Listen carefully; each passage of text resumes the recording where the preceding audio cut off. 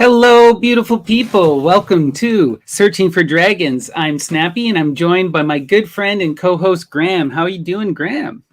Good, thanks. I'm excited for this episode.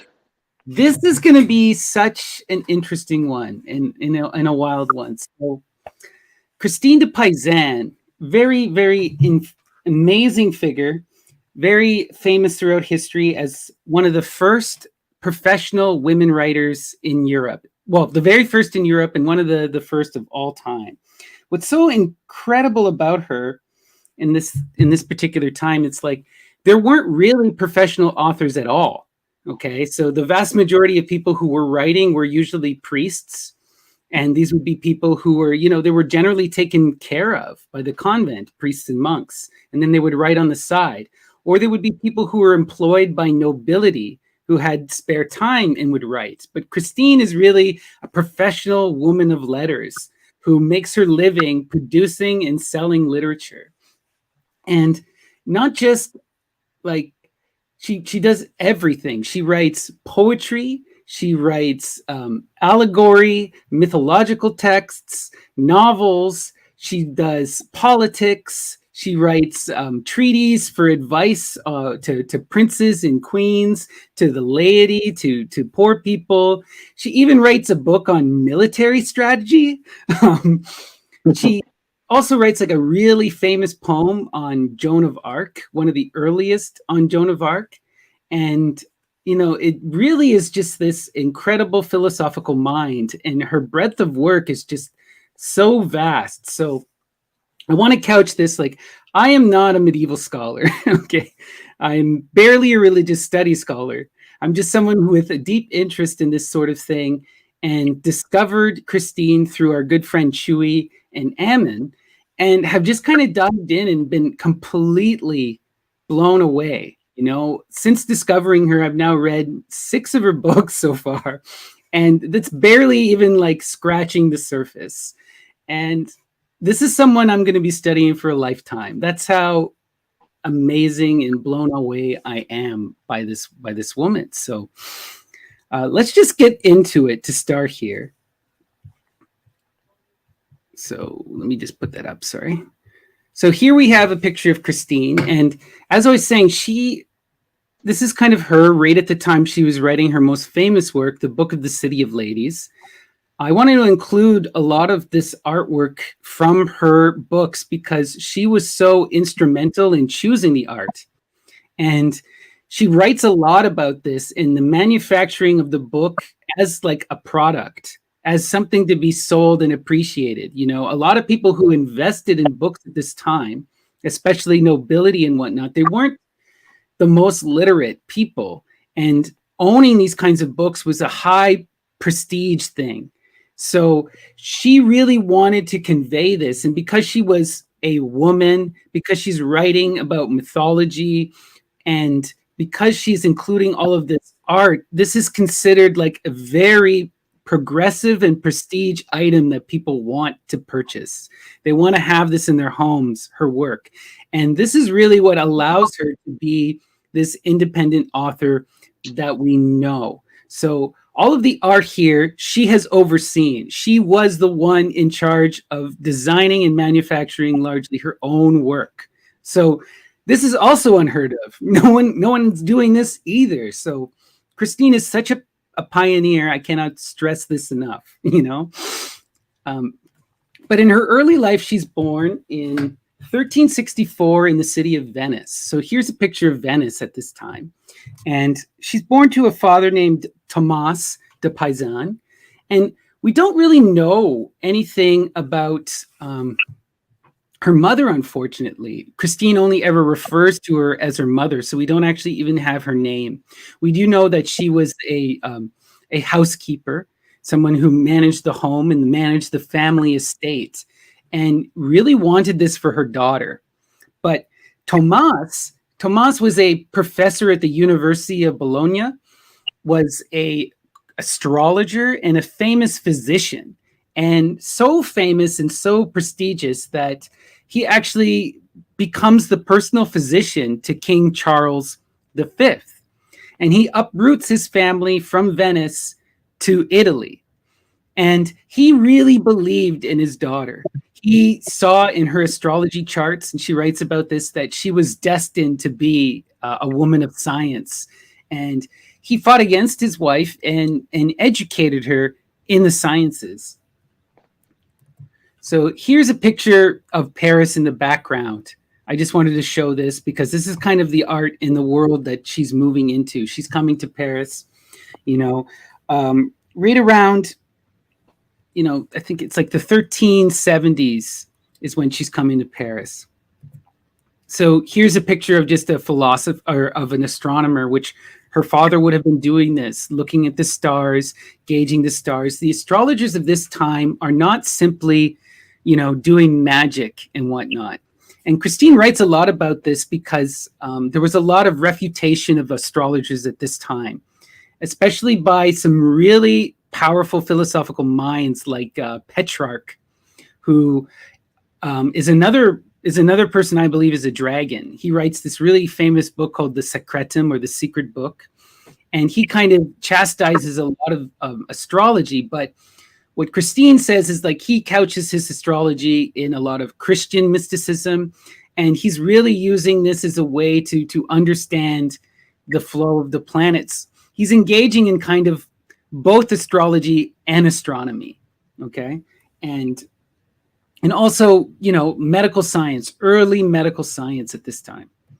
So right away, basically, what happens with Tomas and Christine is that she gets access to the largest library in the world at this time, at the Louvre. And she immediately starts reading all of the books and becoming like super, super heavily involved. This here is a picture of the coronation of Charles VI. So Charles V winds up dying fairly young, and then Charles VI is only 12 when he dies, and then he becomes coronated a little while later. And this is a picture here of the coronation of Charles VI. So this here I wanted to show is a picture of the library at the Louvre. This was a sketch that was done based on how it originally looked. And, this is such a massive thing. And for a woman to have free reign and access to this kind of literature at this time it's entirely unheard of. And I wanted to include, this is another person I believe is a dragon, a really important philosophical mind named Boccaccio. And she talks about reading a lot of Boccaccio's literature throughout her life and it having like a major impact on her. And Boccaccio is kind of a contemporary to her, but is writing before and during her lifetime. So she winds up getting married at the age of 15 to a man named Etienne de Casse. And this is around 1380. And she describes this as like a passionate love affair, a love at first sight. And she has nothing but the most pleasant things to say about this man. He's a feature of her poetry throughout her entire life. She was madly in love with him. And he fully supported her as a woman of letters, So she doesn't become a professional writer until after he passes, but he would ensure that she received continuing education and taught her how to write in the French style. He was a professional secretary at the court of Charles VI. But unfortunately, what happens is that he winds up passing away in 1389 suddenly while abroad with the king. And there's a lot of speculation what happened, but most people believe he died of complications from plague or related diseases. And this was absolutely devastating and crushing and totally destroyed. Here's another picture of the coronation. And this would have been around 1380. This absolutely destroyed Christine. She writes, like, her life was basically over, she thought. It's hard to understand the position that she's put in when her husband dies, but basically she winds up having to take care. So her father had died a few years earlier, and her brothers moved back to Venice to reclaim the family estate and to deal with their family sort of holdings back in Venice. And so when her husband passes, this leaves her completely alone. And she's dependent with two children, a daughter and a son, and then a third son who winds up dying quite young. And as well as her mother and a niece. So she all of a sudden has all of this responsibility thrust upon her. And over the next 20 years of her life, she engages in these ridiculous legal battles, fighting for her husband's rightfully due, like, wages, for his estates, for his stock holdings, even to maintain possession of property. People try to come after her and steal from her. And it's really through her own sort of political being as a person, she managed to become a very important figure in the court during her father's lifetime. She befriended a lot of influential people, especially within the library. And she managed to sell off several holdings to be able to maintain herself.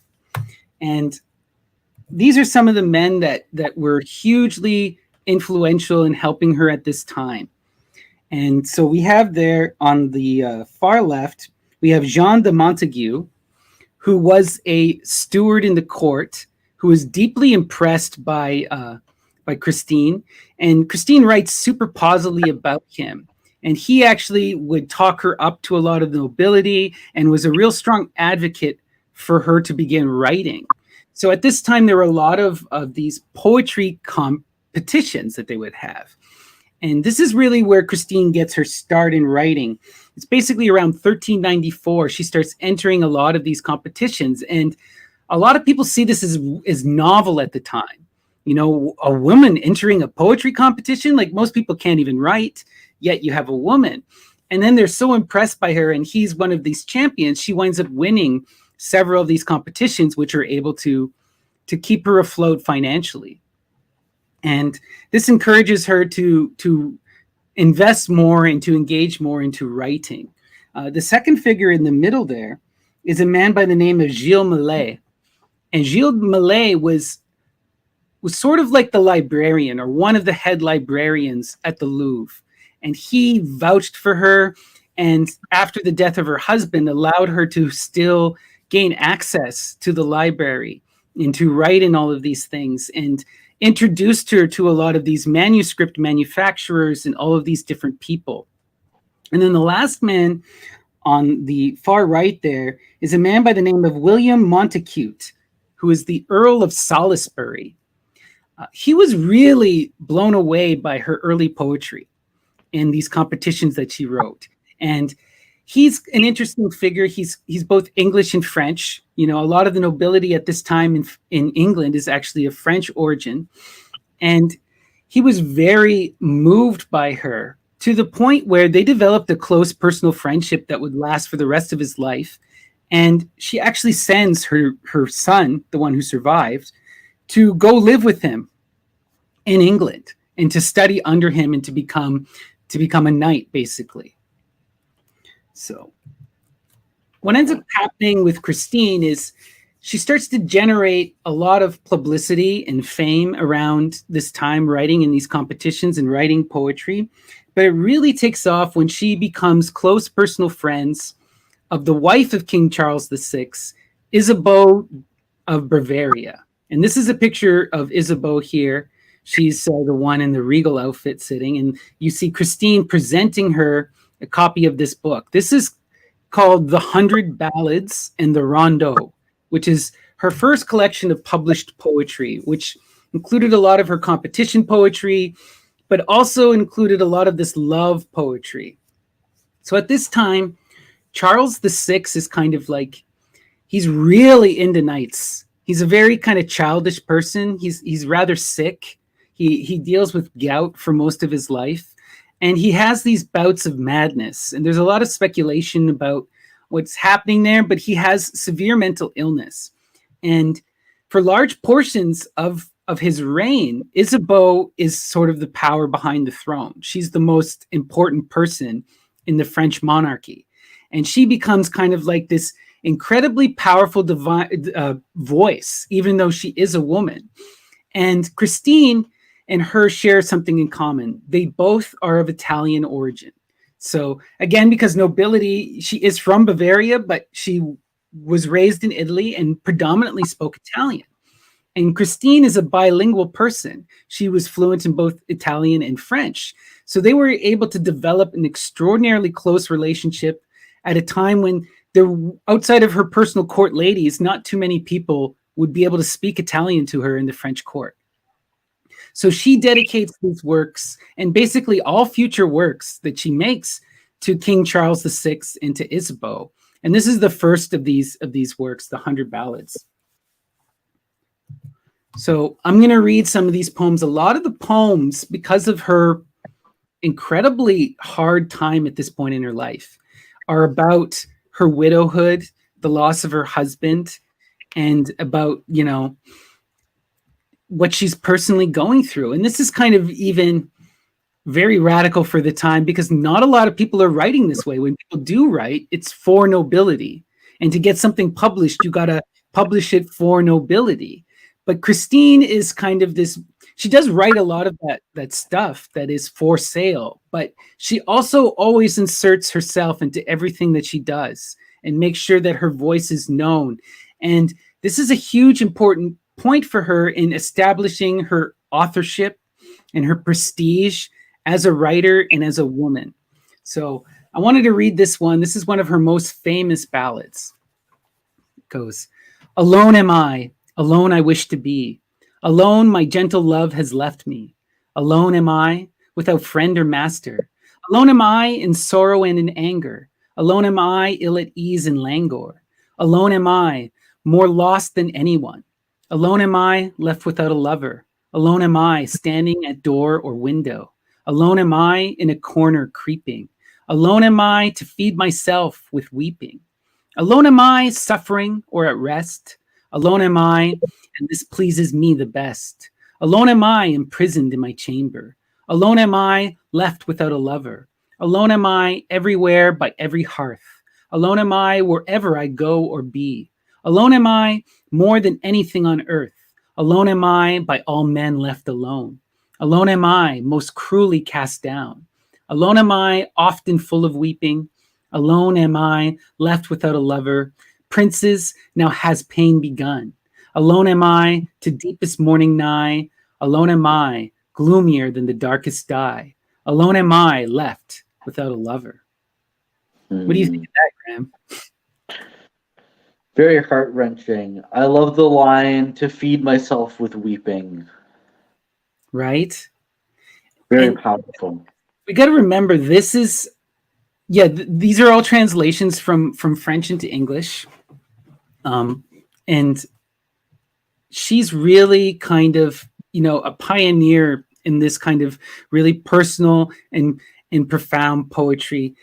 And she's really coping with a lot of intense emotion and dealing with being alone. Like, she writes about how there was a lot of suitors, people who were after her fortune or what was left of it, you know, and people who offered to take care of her, and she refused. So she was about 25 years old when she's writing a lot of this stuff at the first, you know, when she first comes into full bloom as a writer on her own. So still a young person. Okay. Wow. So here's another famous poem it's called The Widow. It says, "I am a widow lone, in black arrayed, with sorrowful countenance simply clad, in great distress and with an air so sad, I bear the sorrow now upon me laid. It is not right that I should be dismayed, full of hot tears and with a tongue of lead. I am a widow lone, in black arrayed. Since I have lost my love, by death betrayed, grief has set in, and to perdition led all my good days, and thus all joy has fled. In disarray have all my fortunes stayed. I am a widow lone, in black arrayed." What do you think, Graham? Can really feel the grief right? And we got to remember, like, widows especially did not have a voice at this time. Single women were not something that was really talked about, or they were never given voice, you know. And like, we got to understand, it took her 20 years to deal with her husband's legal troubles, and the whole entire state was out to get her, trying to destroy her, trying to prevent her. And this is such a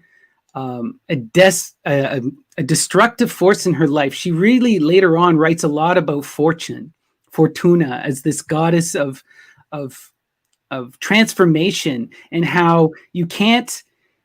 Doesn't matter how much money you have or prestige or how much you think you're secure. Fortuna comes for everyone, and if you can't embrace that change, if you cannot stand by your morals, stand by your power and your temperance, you'll be destroyed by Fortuna. And she was very much a person who stood by her morals and resisted and refused to be dismayed. She engaged in this 20-year-long legal battle. She becomes a woman of letters. You know, she takes care of her family. These are things that were unheard of. And there were other options that she could have done. She could have gotten married again. She was young enough. So I wanted to include this one. This is one of the more lighthearted ballads. And this is one that really shows that even at this early stage in her life, she's deeply connected to mythology and is extraordinarily well read.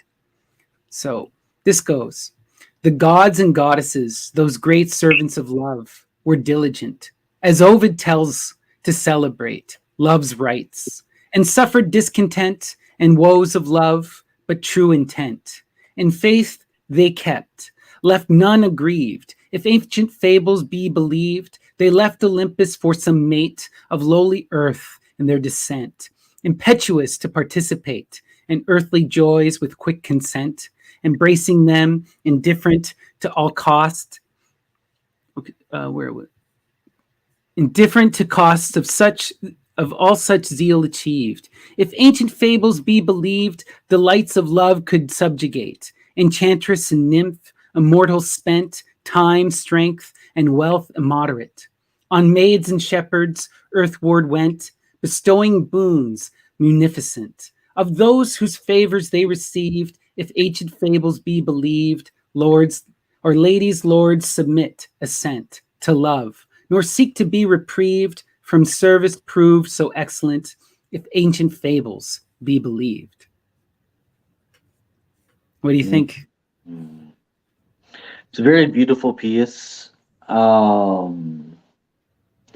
less of the. It still feels very personal, but it's less of the crushing emotion. Right. Right. This is her kind of in more of that popular mode of the time, right? This is something that was would have been very celebrated at the court. You'll see a lot of this kind of retelling of mythology, especially bringing it into a Christian context. She doesn't do that here, but she does that in other places. And, you know, the court was really all about this kind of high romanticism under Charles VI, knights and chivalry and love songs, you know? So this is really for that audience. So what ends up happening next with Christine is she gets involved in this really kind of wild sort of fight, basically. So this is all happening around 1399. That's when she first composed the Thehund Ballads. Well, under Charles VI, there was this, like I said, there's this huge push to bring back chivalry and to talk about chivalrous literature and romanticism. So there's this author of the time named Jean de Meaux, and he starts writing and finishing a famous poem called The Romance of the Rose. And this poem immediately generates a ton of controversy because while it is this romantic knight chivalry literature, it's deeply and intensely misogynistic. Right? It's a lot of the literature is about these knights tricking and lulling young virginal women, young girls, into their arms where they can be, you know, abused and left. And this is celebrated in the literature. It's celebrated as this high art, and women are talked about in very negative light as dumb and not worthy of anything, and like you don't want to be attached to them, and how these knights are supposed to basically trick and court women and then abandon them. This is largely what the poem, this is what the controversy of the poem is about. And this causes like a huge shock. Okay, we have to remember that even though, you know, a lot of this world is misogynistic at this time, people are still people. You know, and there are men and there are women who outright reject this, and they are kind of flabbergasted when this gets finished and published. And Christine, she more so than just about anyone, she's really upset. And what really spurs her on is that there's a lot of people who voice criticism, who tell her, you know, men and women, nobles, powerful people, that they do not like this, but no one wants to stand up and say anything. There are all these fanboys of the Romance of the Rose. There are all these knights, young drunken knights, who really celebrate this. This is kind of a common thing. These men who are knights would come into town, go to local taverns and bed young women. And they really celebrated this drunken revelry.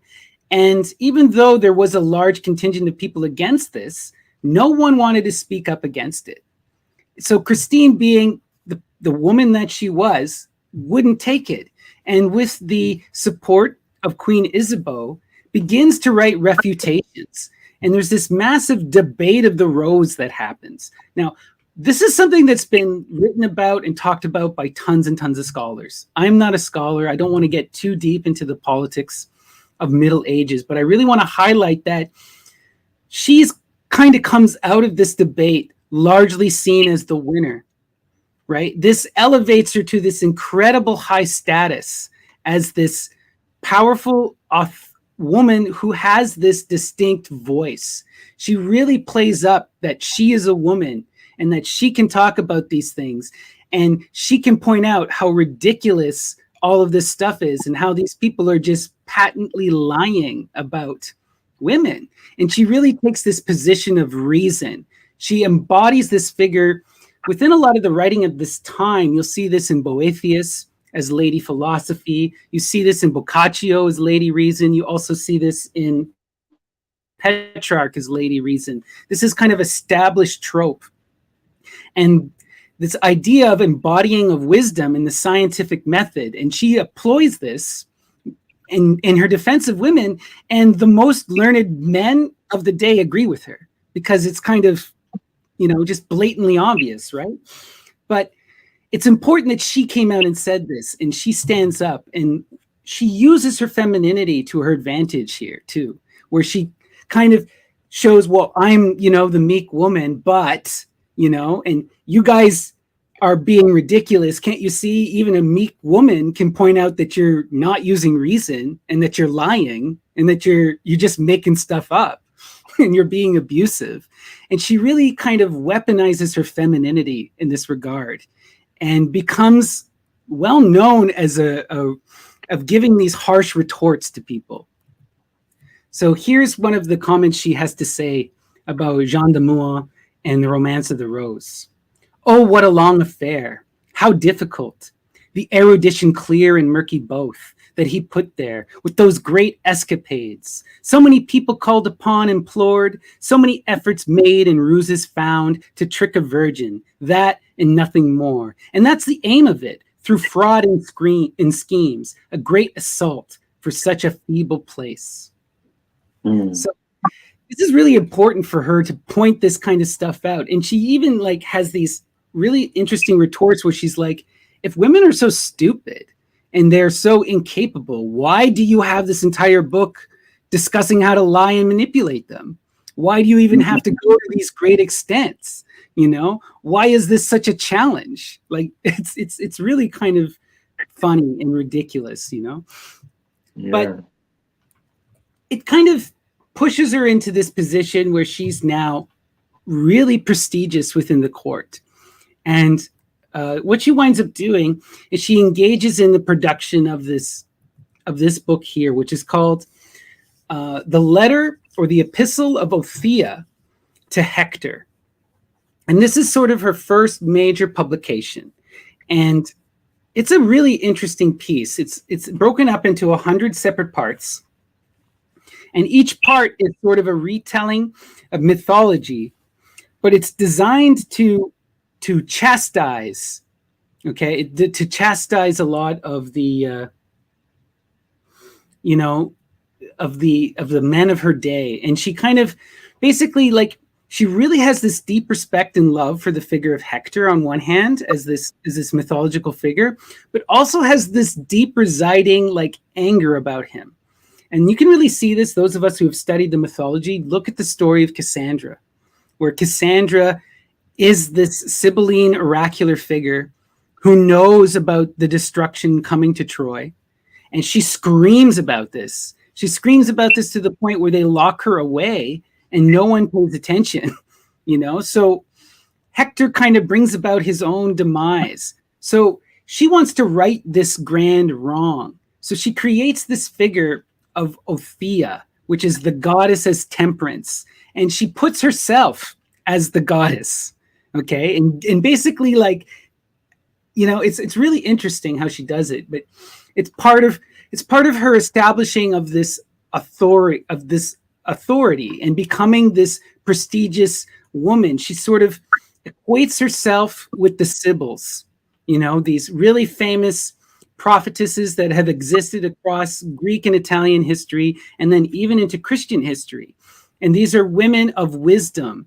And she refines the conception of the Sibyls too, because a lot of people saw the Sibyls as sort of these, just these women who are engaging in sort of manic experiences, where she's saying it's not just this manic experience, it's more about that these Sibylline figures are women of letters. They're women of reason. They're powerful people who speak on high from wisdom. And she, in this work, reframes the entire knight system, where she says that a knight needs a lady, and they need to have lady reason guide them. The man's strength needs to be entwined with the wisdom of woman. And it's only when these things come together that you get the purest, most powerful knights. And she does so much in this to constantly highlight that when you see these heroes being successful, it's because they listen to women. And when the heroes fail, it's because they spurn women. And, this is largely true in the Greek literature. If you read the Greek literature or the Roman literature, that's how it's framed. So she's kind of just highlighting what's already there that people didn't want to confront. But it's also really important that we talk about the art. I wanted to show you, these are two famous pieces that are contained in the letter of OA to Hector. And here on the left, we have a picture of her as the goddess OA, bringing down the knowledge of wisdom to Hector and his court of knights. She reimagines Hector and everyone in her modern present. And then on the right here, we have the Queen Circe, right? And then she's being guarded by a man who's part dog and a man who's part some kind of animal. I think a donkey or something, but it's got like animal legs. And then there's the boat of Odysseus on the way. Mm-hmm. Her first version of this doesn't have a ton of pictures, but she quickly realizes the importance of creating these as art books in order to sell. And by the time of its final publication, when she finally has it the way she wants it, each one of the stories has its own illuminated passage. So there are 100 illuminated images in the final version of this book. And this becomes this incredibly high prestige item, that everyone kind of wants, and everyone even though this is not her most famous work in modernity, this is by far her most famous work of her time. There are over 46 manuscripts, I believe, that survive of this particular work. So what we see here is another picture. This is again from the same, where you have the goddess Othea bestowing wisdom. And then on the right, this is the man that this book was originally written for. It was also written with, like I said, the Queen of Isabeau, but it was also funded, especially the later version with all of the art, by this person, Duke Louis I of Orleans. So I wanted to read you one of the quotes here from here. So remember, when I say temperance, I'm talking about Othea, the goddess. So temperance should be called a goddess likewise, and because of our human body is made up of many parts and should be regulated by reason, it may be represented as a clock, of which there are several wheels and measures. And just as the clock is worth nothing unless it is regulated, so our human body does not work unless tempers orders it. Mm. So she really wants to highlight this this kind of women's sort of ability to have this sort of temperance in contrast to these knights. You know, so much of the knight world is celebrating courage and the willingness to throw yourself into battle. But she kind of really challenges that and says, no. The best knights and the best ladies are using their reason and are not acting foolishly. They still have courage, but it's courage born out of reason and out of study and out of correct action. Do you have any thoughts on this passage? What I thought was interesting was our human body is made up of many parts. You know, it's someone at this time recognizing that we really are more than just ourselves, right? Like we're a whole system. So there was a question here that says, do you think Christine knew she was performing magic? 100%. And I say that because she's so incredibly well read. She had access to the Louvre. She's reading all this stuff. And she defends her father and says that he's not a magician. But we'll see that you've got to understand she's walking this incredibly fine political line where you have to be so careful in the work that she's doing. If she is too aggressive against these men, then no one will listen to her. And if she challenges too much of the world of her day, she can't uplift and protect women. So it's so hard to gauge 100% what her positions are, because she has to act in this very politically astute way. And she has to use temperance. Temperance is and prudence. These are such important factors in her life and what allow her to be the figure that we are able to appreciate today. Had she been a radical, no one would have given her the time of day. So she works within a Christian context. She writes in a very Christian way, but we'll see that she does challenge and she pushes back in very smart and very interesting ways. So here's her version of the 10 Commandments. So she takes issue, just to show you kind of like how maybe she's pushing back against some of the Christianity of her day. She rewrites the 10 Commandments for knights and for Hector, because she believes that they're not erudite enough and there's not enough nuance and wisdom there. And so she reformulates them into these 10 that we see here. So the first one, better to die than be disloyal in battle. Protect your extended family in battle. Do not threaten your neighbor. Give little credence to poor evidence. If possible, avoid witchcraft. And when she talks about witchcraft here, she's very explicit, and she means sort of like manipulative medicine to drug and poison people.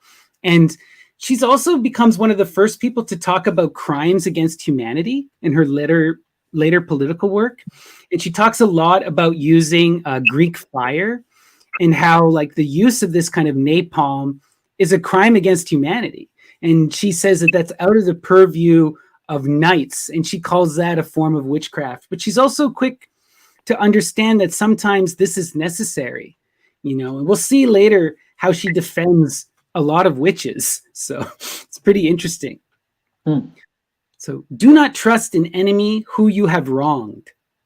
You may occasionally be obliged to kill, but do not do so wantonly or without cause. Do not value your life above your love. Better peace than the foolhardy pursuit of a quarrel. And last, live a happy life. She was really, we got to remember how violent the time is that she's living in. She's growing up in the 100 Years' War. There's a lot of uncertainty. The king is crazy. There are all these knights running around, and it's constant warfare throughout her entire lifetime. And we have to remember this. Mm-hmm. So her next book, she's writing this around 14. So she wrote the letter to Hector in 1400. The Book of Long Learning, she writes in 1402. This is one of the most interesting pieces that I engaged with reading. I didn't get to finish all of it. It's so intense.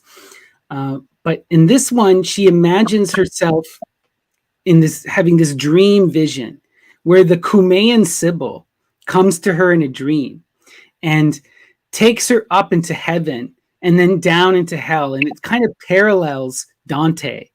And it also parallels a lot of stuff that we see with Boccaccio and with Petrarch. And it's a really interesting piece of work. So here's a picture of her with the Cumaean Sibyl, and she's going on this grand journey of exploring the heavens and gaining this direct wisdom.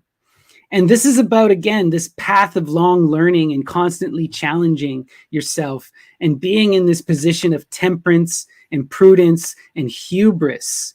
You know, she's really she viewed pride and greed as the two greatest sins. And she talks about a lot in this work. And she really, from here, learns from the Cumaean Sibyl how to be this kind of prophetess, how to utilize wisdom and reason in a way that she can help those around her and guide people. So here's a quote from the Book of Long Learning. Thus I fell asleep thinking, but I was hardly sleeping when I had a strange vision. It was no illusion. Rather, it was a certain demonstration of a sure and most true thing. As I began to fall asleep, it seemed to me that I saw a lady of great size, with a very honest and wise appearance, and a solemn manner, neither young nor pretty nor slender, but old and very sober. She had no crown sitting on her head, for she was not a crowned queen. She was simply attired and covered with a veil encircling her head, and according to ancient custom, she was dressed in a large tunic. So this is also really important because oftentimes these magical women, these witches, are usually depicted as queens. They're seen as these regal figures, but for her, the Sibyls were normal women. They were normal women who, through reason and logic and learning and through connecting with divinity, were able to be these prophetesses. You know, they're not royalty. And she really related to this and related to them because she's not of royal blood either, you know? So this is one of the most interesting works that I came across from her. And it's called The Book of the Mutability of Fortune. And this was written in 1403, so a year later. And I sort of already kind of talked about some of this, but she has this real issue with fortunas and fortune and misfortune, because so much of her life is defined by this confrontation with the goddess as fortune. And she really views this as a negative thing. You know, fortune is bestowed and taken away. And if you pay her too much attention or you bind yourself to her, she just laughs at you and plays with you.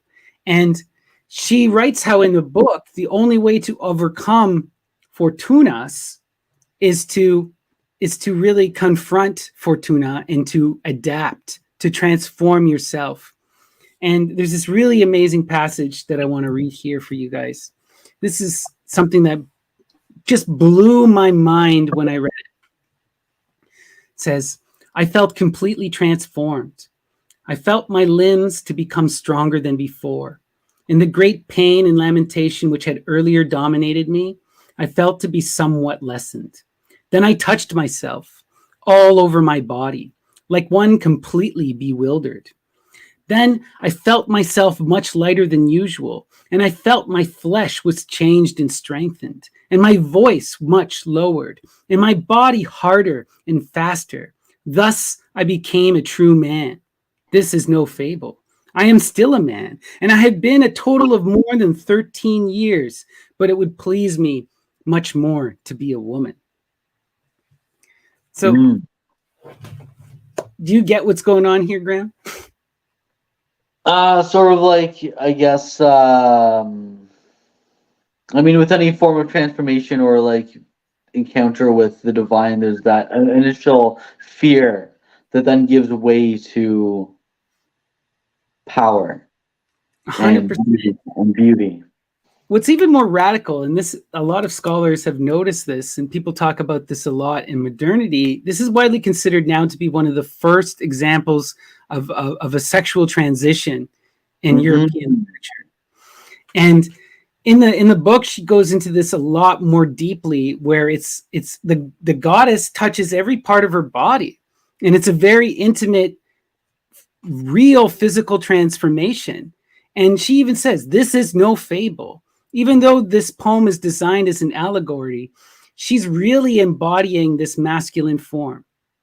And she had to become a man, like, in order to survive in her world and to be this person of letters, she has to undergo this gender transition.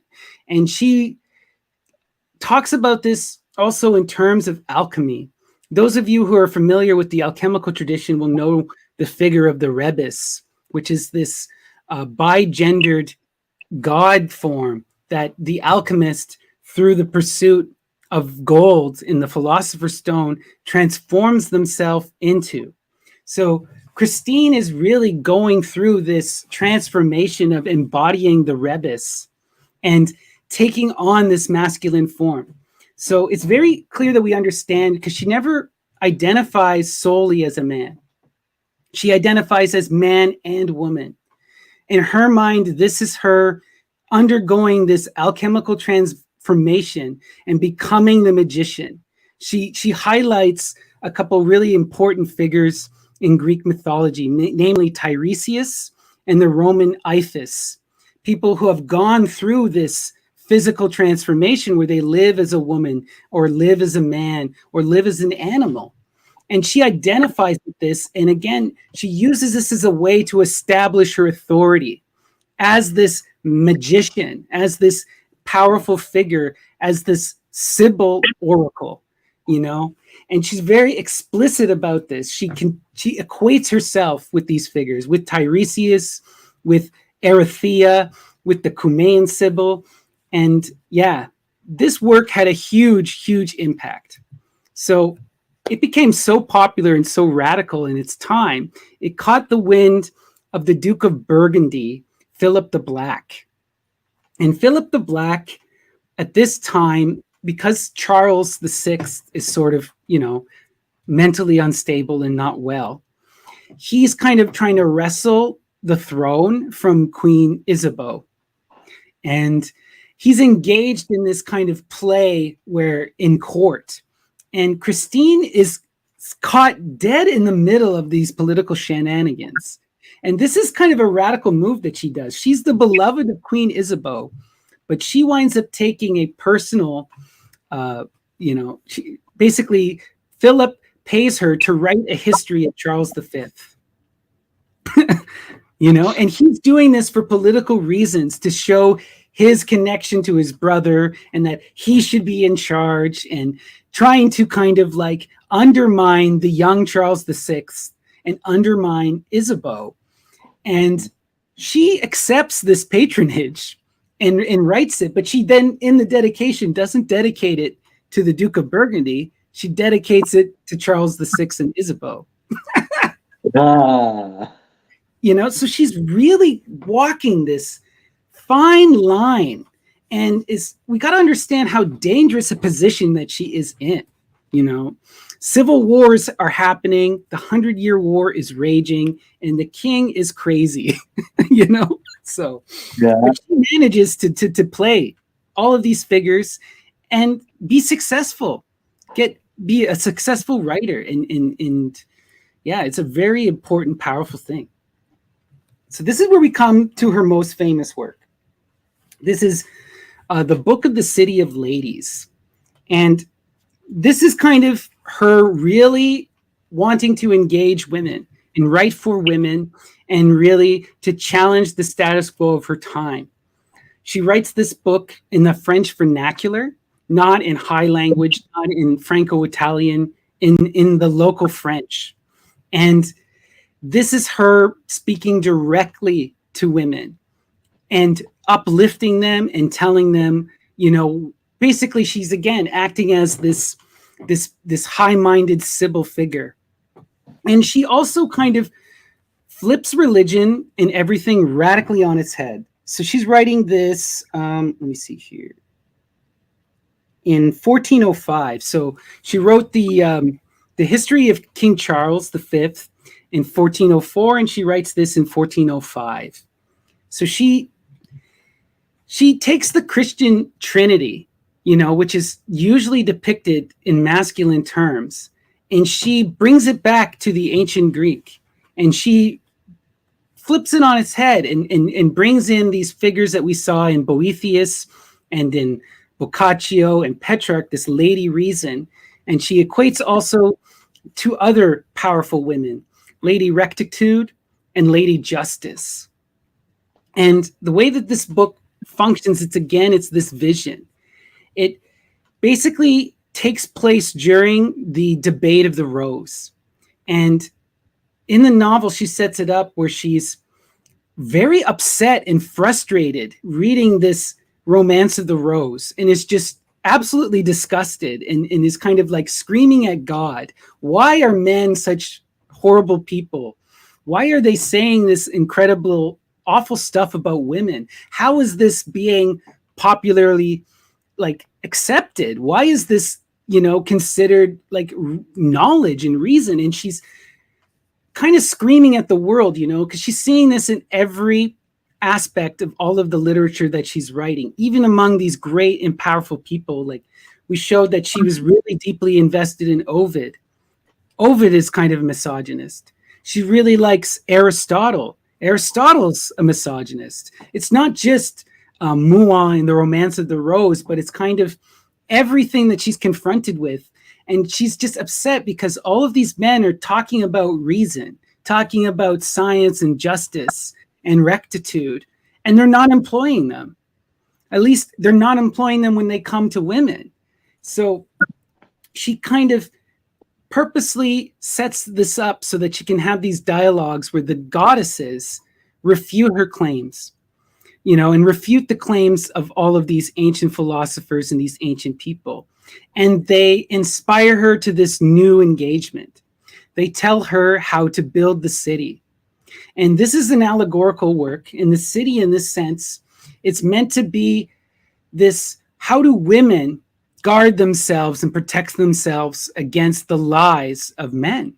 How do women uplift each other? How do women come together as a community in opposition to this? And how do they even eventually incorporate men into their city?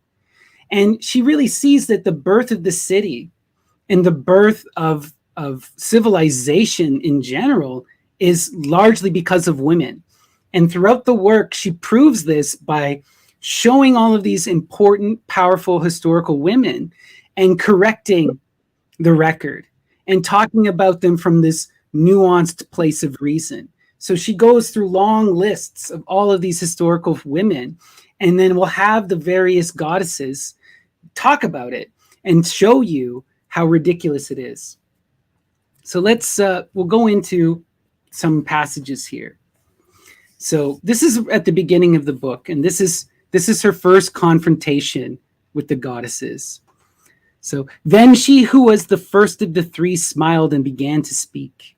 Dear daughter, do not be afraid, for we have not come here to harm or trouble you, but to console you. For we have taken pity on your distress, and we have come to bring you out of ignorance, which so blinds your own intellect that you shun what you know for certainty, and believe what you do not know or see or recognize except by virtue of many strange opinions. You resemble the fool in the prank who was dressed in woman's clothes while he slept, because those who were making fun of him repeatedly told him he was a woman. He believed their false testimony more readily than the certainty of his own identity. Fair daughter, have you lost all sense? Have you forgotten that when fine gold is tested in the furnace, it does not change or vary in strength, but becomes purer than it is hammered and handled in different ways? Do you not know that the best things are the most debated and the most discussed?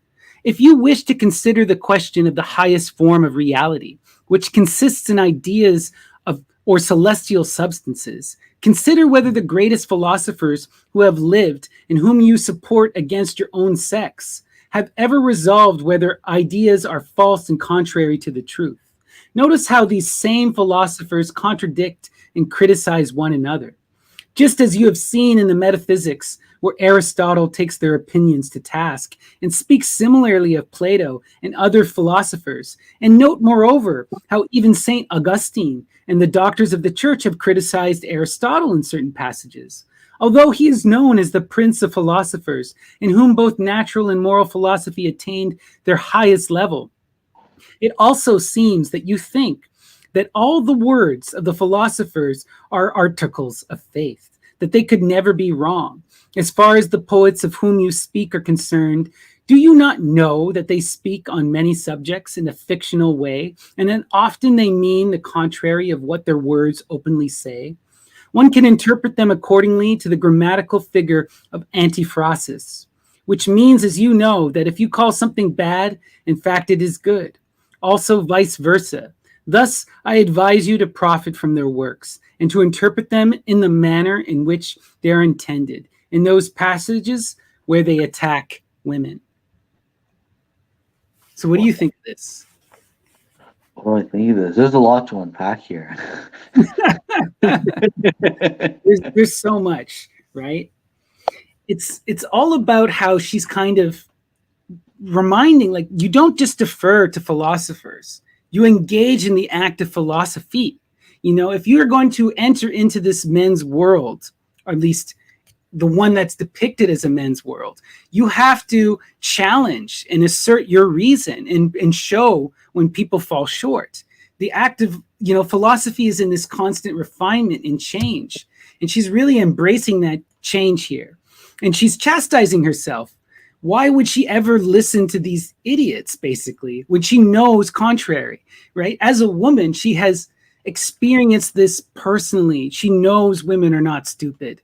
She knows they are not incapable. She knows that they employ reason. Yet, when she's confronted with these works, she doubts herself.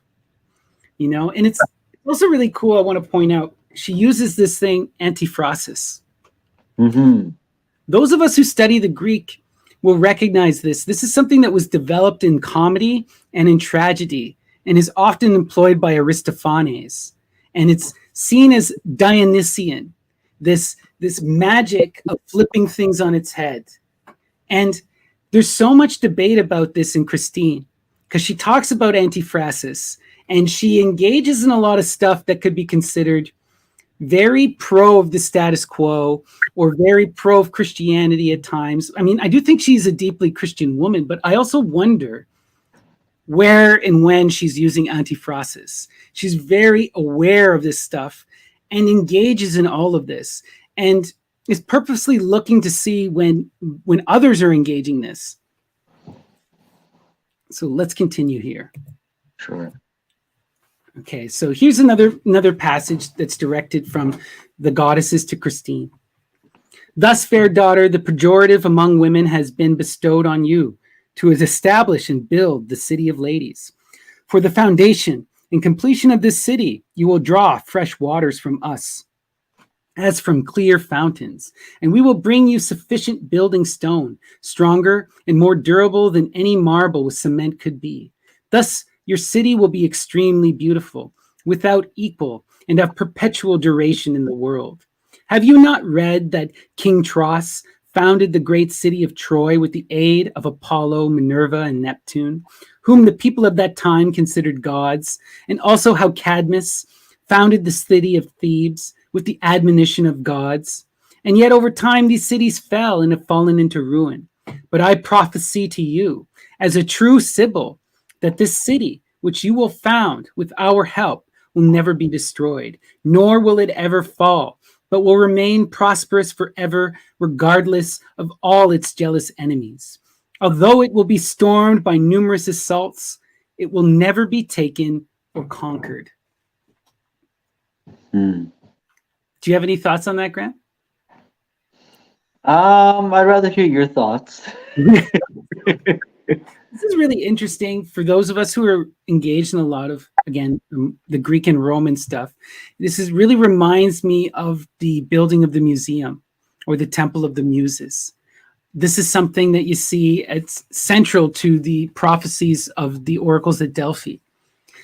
We learn this from the hymn of the Mother of Gods that's written by Julian the Apostate, and Julian the Philosopher, I should say. And Julian, the emperor at the time, he talks about how when Greece was faced with its fall after the death of Alexander, the oracle at Delphi told them that they had to build the museum, create this foundation, and that if they put all of their culture and their art and their great knowledge into the Temple of the Muses, that this would persist, that this grand foundation of philosophy and art and religion would keep the Greek culture relevant, and it would continue to transform even after the Greek Empire fell. And Julian saw this as a direct connection to his own Roman Empire. He talks about in the same work how the Romans, at the start of the empire period, they travel to Pergamum in Phrygia, and they take the statue of the great mother Cybele, and they bring her to Rome. And then they come with the help of these grand priestesses who have to fight to get the statue, and they have to make these sacrifices to get the statue into Rome. But when they do that, the Roman Empire is largely born. Everything kind of transforms, and it enters into this golden age. And it's this symbolic establishment of Hellenistic philosophy into Rome and the bringing of this goddess. And I think Christine is also engaging with this idea of establishing this allegorical city of philosophy and of spirituality and of religion, this foundational knowledge that has to persist and be preserved. And it's preserved in her mind, in her ways, through women who build the city through literature and through art and through expression. Right. So she also, throughout the work, is very, very critical of a bunch of different men. And I wanted to include this one because I had mentioned this to Dr. Ammon, and he didn't remember this from the time he read the book. And this is her being ultra critical of Ovid. And I just liked it a lot because Ovid is one of my all-time favorites as a fan of poetry. The Metamorphosis is amazing, but he was deeply misogynistic and needs to be called out for it. So good on you, Christine. So this is what the goddess Lady Reason has to say about Ovid. Ovid was a man skilled in learned craft of poetry, and he possessed great wit, understanding in his work. However, he dissipated his body in every vanity and pleasure of the flesh, not just in one romance, but he abandoned himself to all the women he could, nor did he show restraint or loyalty, or so he stayed with no single woman. In his youth, he led this kind of life as much as he could, for which in the end he received the fitting reward, dishonor, and loss of possessions and limbs. For so much did he advise others through his own acts and words to lead a life like the one he had led, he was finally exiled for his excessive promiscuity. Similarly, when afterwards, thanks to the influence of several young, powerful Romans who were his supporters, he was called back from exile and failed to refrain from the misdeeds for which his guilt had already punished him, He was castrated and disfigured because of his faults. This is precisely the point I was telling you about before. For when he saw that he could no longer lead the life in which he was used to taking his pleasure, he began to attack women with his subtle reasoning. And through this effort, he tried to make women unattractive to others. So what she's getting at here, earlier in the book, she talks about how a lot of the hatred that men have to women is because men want to possess women. They want to engage with them in sexual escapades and want women to love them. And then as they become older or hurt by their own actions, like Ovid, right? He's engaged in these acts of promiscuity. He's going out after these women and he gets sick and he loses limbs. And then when he refuses to engage or refuses to stop, he winds up eventually becoming castrated. But leave it to Ovid to blame the women for this and not to criticize himself. And this is something we see with a lot of weak-minded men, people who are, they want to be these powerful conquerors. They think women are meant to take care of them. They think women are their possessions. And this is such a prevalent attitude to this day. All these angry men who are bitter and lonely, taking it out on the women around them because the women aren't interested in them. And it's like, maybe if you were better men, you would find someone, It's something that upsets me to no end. A lot of this, this is a representation of inceldom, if I've ever read it,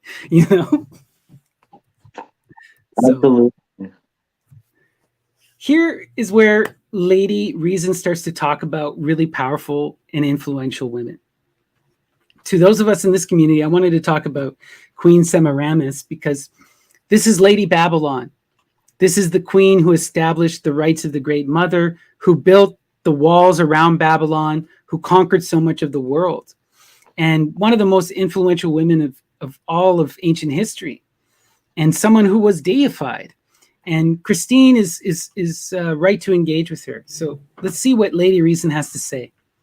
Semiramis was a woman of very great strength.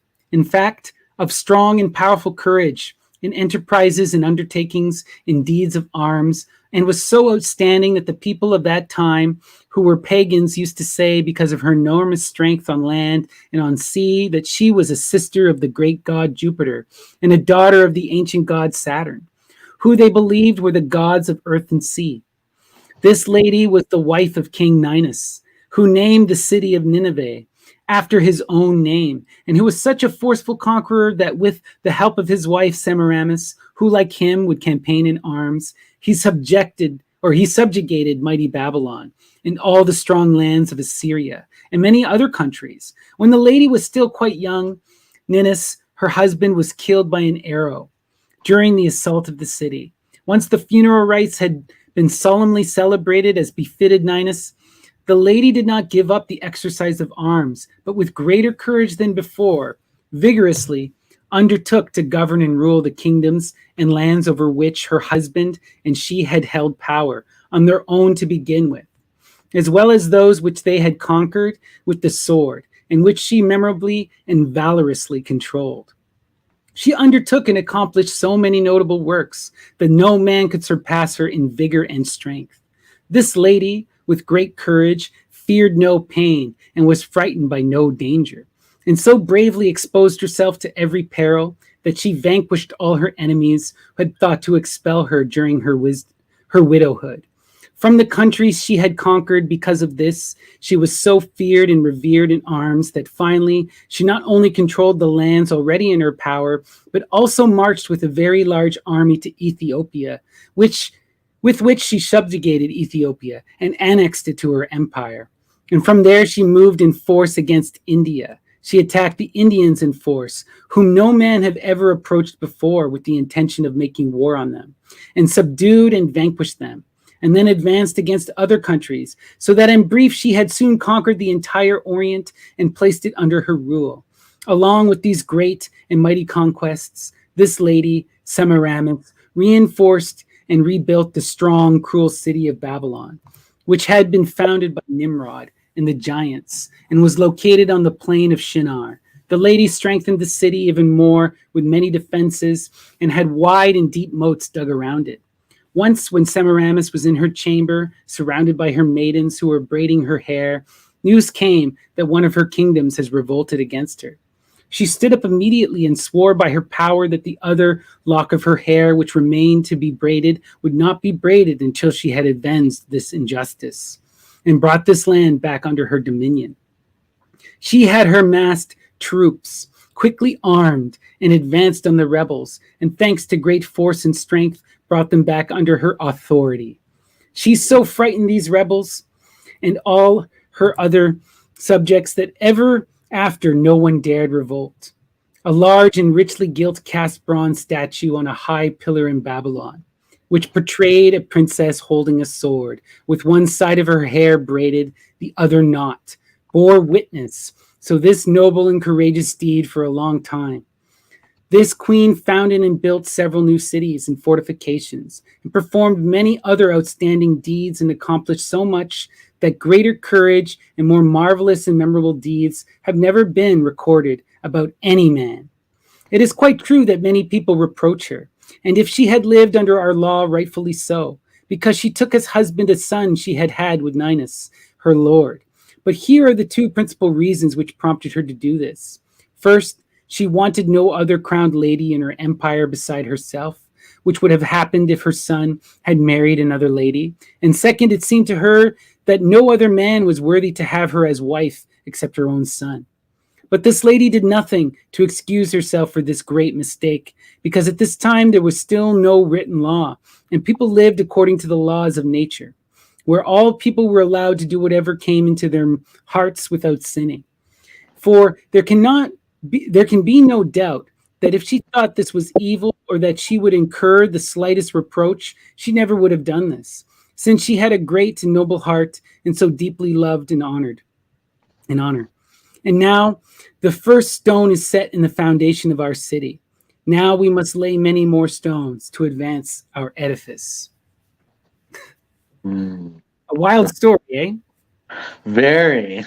It's really important, though, to talk about this because this was kind of the main complaint that men of this day had against women. They said that women could never be conquerors, could never be kings, could never be the hero. They couldn't be these forces of empire building. And no matter what they did, they would never rise to the level of an Alexander. And she's like, oh, really? Well, look at the Queen of Babylon, who was even greater than Alexander, who conquered India first and made it to Ethiopia.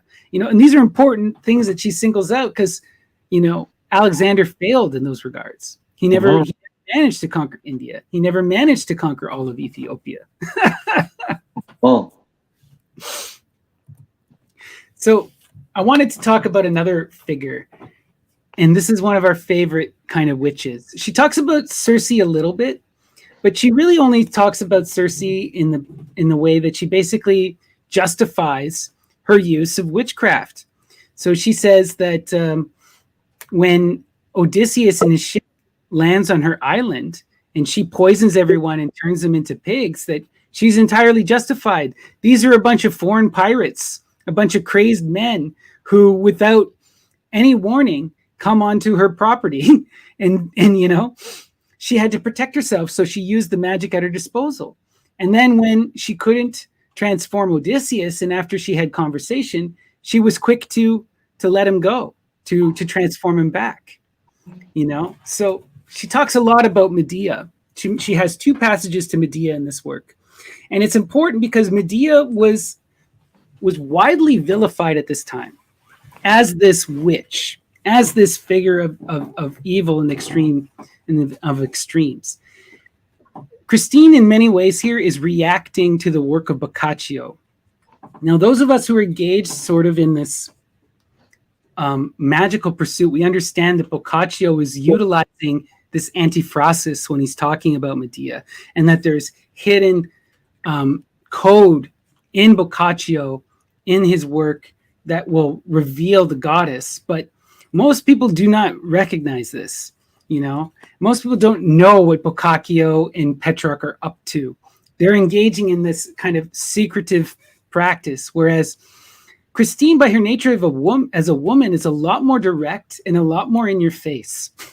And she includes Medea with Manto here, which is cool. She talks about Manto earlier. Manto is sort of like another kind of prophetess. She wants to equate the witches with prophets and learned people and scientists, because she really sees these witches as powerful women of science, not as these ridiculous caricatures who are engaged in like sacrifice and devil worship.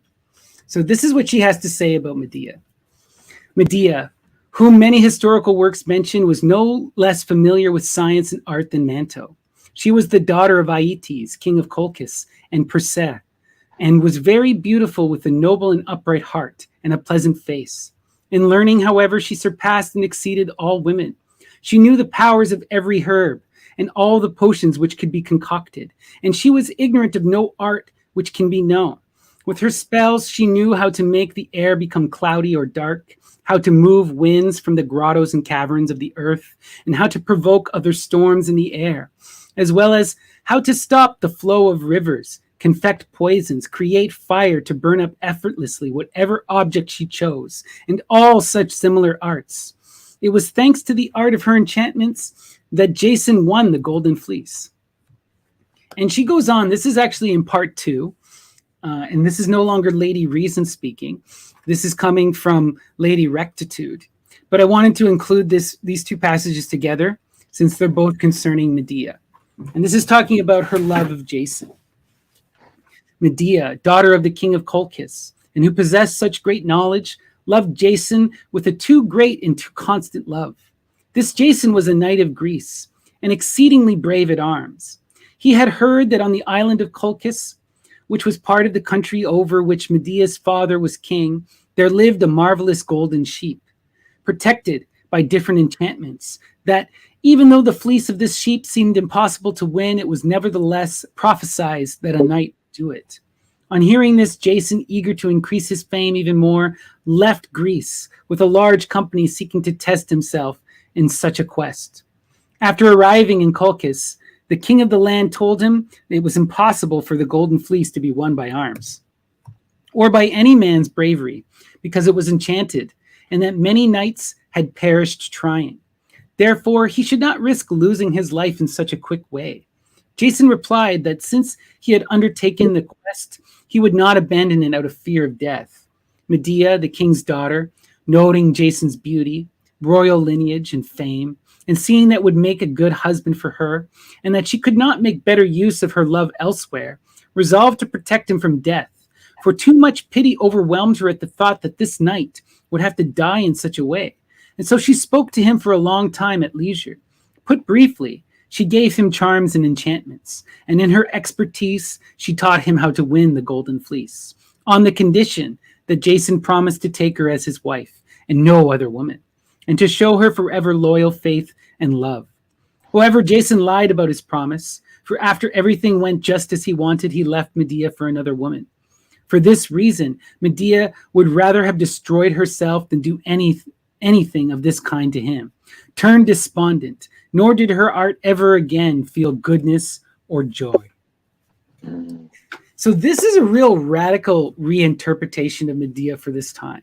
Most people, they don't have access to the scholarship that we do now. A lot of the Medean legend had been lost, and what had survived was later Roman recreations like the Argonautica and the play by Euripides and Seneca.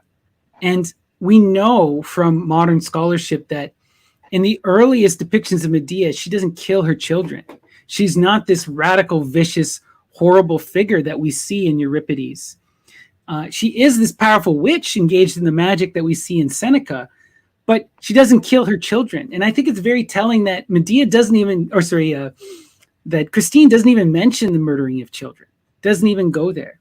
And she justifies Medea's actions, why she chose to get with Jason, because she saw this as a way for her to bring prestige to herself, to potentially free herself from the authority of her father, and saw with Jason all this grand potential. So this was really a calculated and powerful move on her part. And it's really that Jason is the problem. He spurns her, he takes advantage of her and throws her away, and rightfully brings her wrath upon him, you know? Mm-hmm.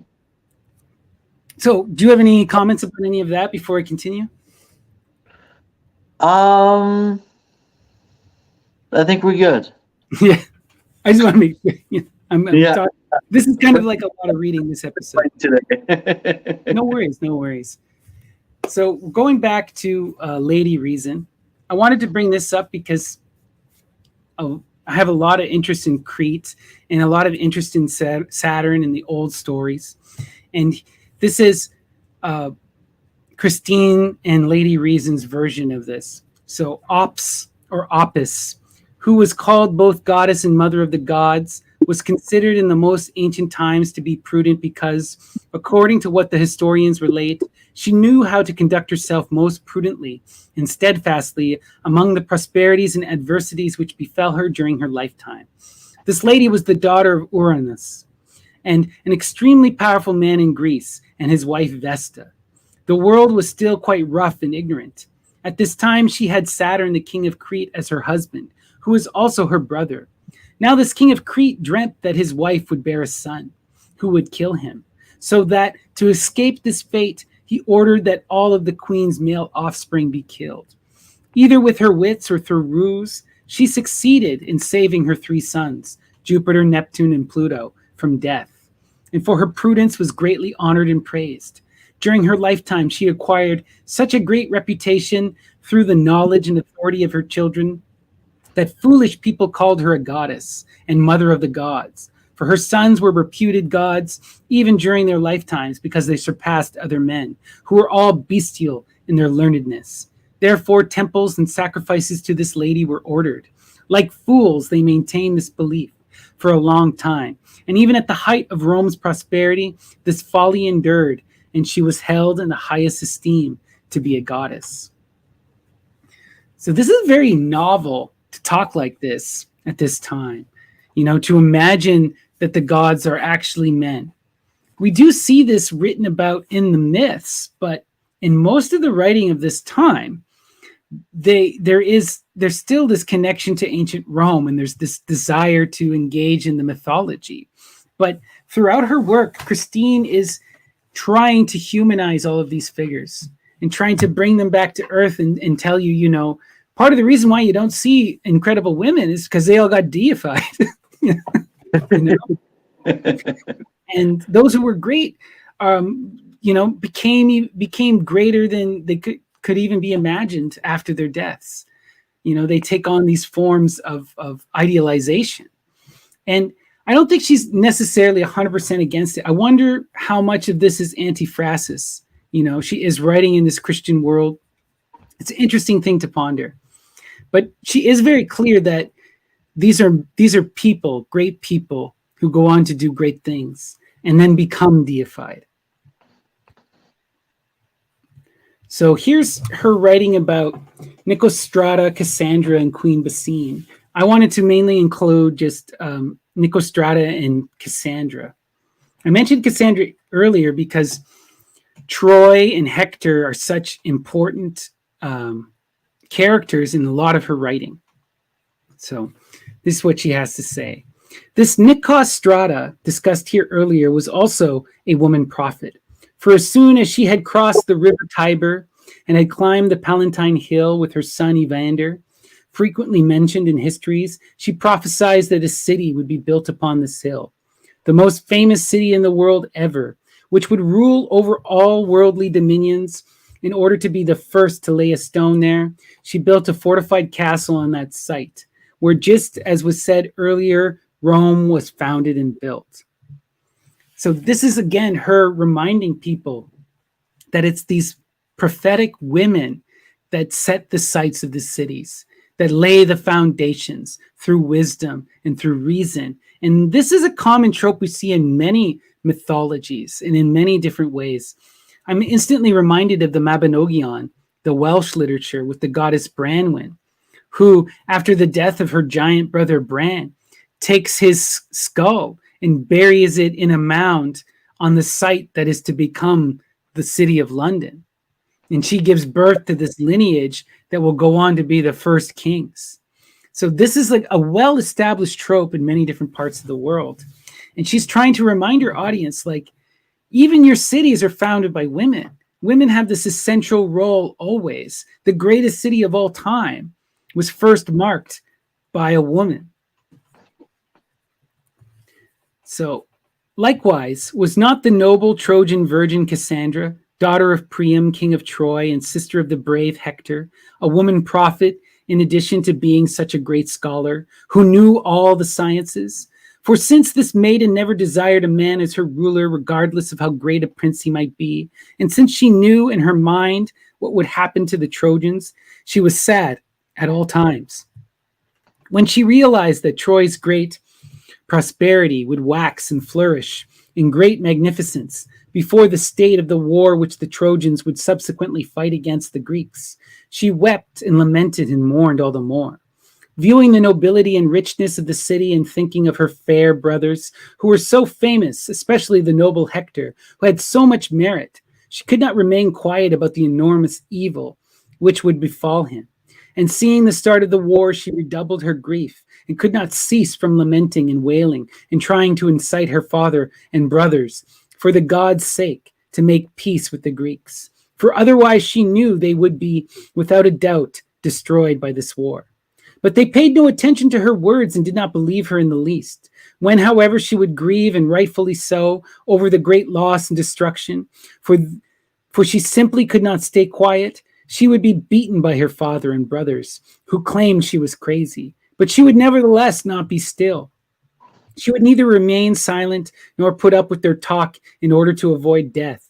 For this reason, if they wanted to have any peace, they had to shut her up in a room far away from people in order to get her racket out of their ears.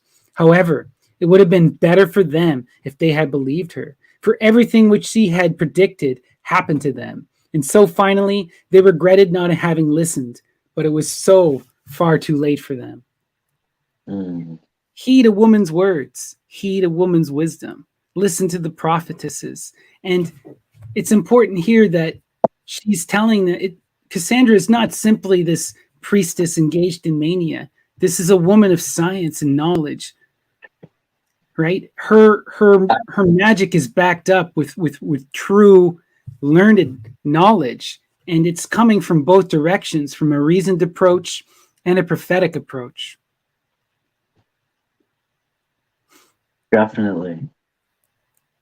So this is kind of the end of the chapter about all of these great women from Lady Reason.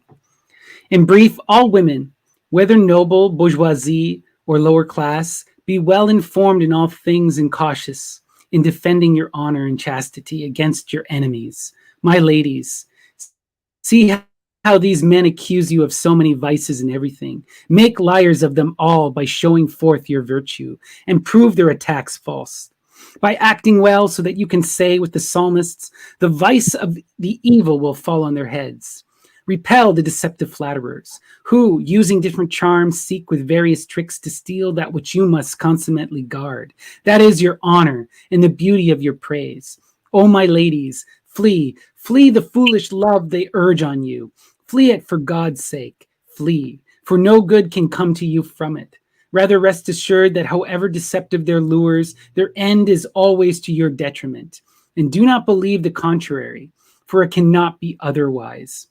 Remember, dear ladies, how these men call you frail, unserious, and easily influenced, but yet try hard using all kinds of strange and deceptive tricks to catch you, just as one lays traps for wild animals. Flee, my ladies, and avoid their company. Under these smiles are hidden deadly and painful poisons. And so may it please you, my utmost respected ladies, to cultivate virtue, to flee vice, to increase and multiply our city, and to rejoice and act well. And may I, your servant, commend you to commend myself to you, praying to God, who by his grace has granted me to live in this world and to preserve his holy service. May he in the end have mercy on my great sins and grant to me the joy which lasts forever, which I may by his grace afford to you. Amen. Here ends the third and last part of the Book of the City of Ladies. Wow. So again, it's this, take heed, women, protect your virtue, live a virtuous moral life, strive to be good and powerful, look to reason, look to justice, look to rectitude, embody these things, and challenge the men who seek to impose their will upon you. Anyone who does that is not worth your time, and do not allow yourself to become lessened by their advances, for they mean harm, for they do mean harm, and we have to remember, like, this is such an important thing, and it's true for women even today in many respects, unfortunately. People have to look out for themselves and have to protect themselves from liars and charlatans who only seek to gratify themselves. So what do you make of the Book of the City of Ladies, Graham, now that I've gone through so much of it? No worries. So it seems like a powerful work. Very, very forward for its time. Incredibly forward. There is a lot of criticism from feminist scholars because she does call women to be morally righteous and to rise above, to take the abuse and to transform it, to put up with a lot of stuff. And she doesn't challenge many of the status quos of her day, but rather she celebrates women's work. I don't necessarily see this as anti-feminist because, women's work is important work. We need to celebrate motherhood. We need to celebrate the building of the home and the protecting of the home. And we need to celebrate women in all of their varieties. So I don't see her upholding that as necessarily a negative thing. And we also, again, we cannot highlight enough the political landscape in which she exists as a single widow and the lone woman author of her time. Like, how much can she say and push against? And this is a work that she written in the vernacular for women to women.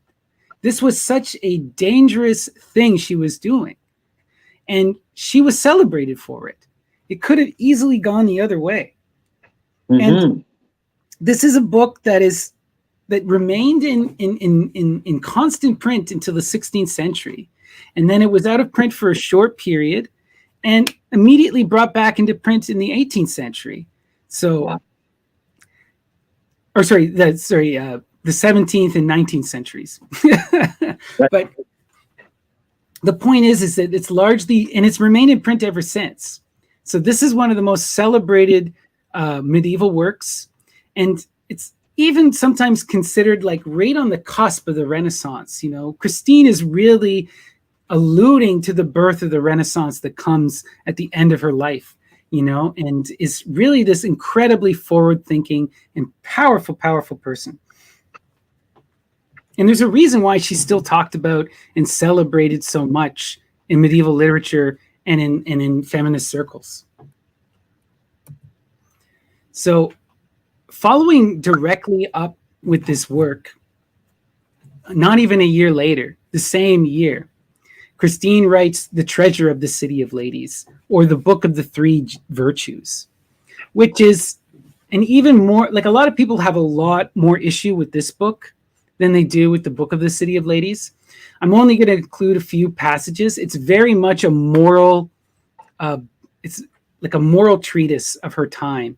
And it really calls women to rise above and to be these absolute moral people and to hold steadfast and strong. And I understand the importance of this, but she constantly tells women to kind of transform violence into, to be loving in spite of the violence of men and whatnot.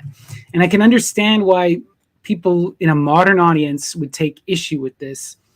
But it's important, again, that we have to contextualize her within her time and her place. Women did not have the freedom. And, they weren't learned often like Christine was. So Christine is such an anomaly as this incredibly politically savvy, brilliantly learned, and, powerful person who is willing to even embody the role of a man and challenge the authorities of her day.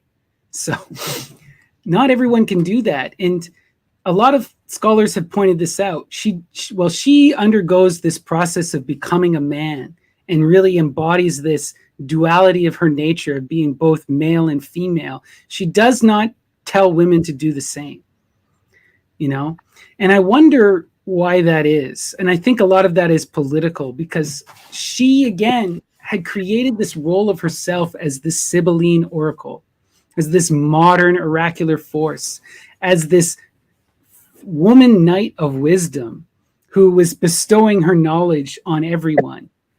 And this work really solidifies that position, because her later works become even more overtly political and more overtly like her talking down to people, to kings and queens, and telling them how they should behave.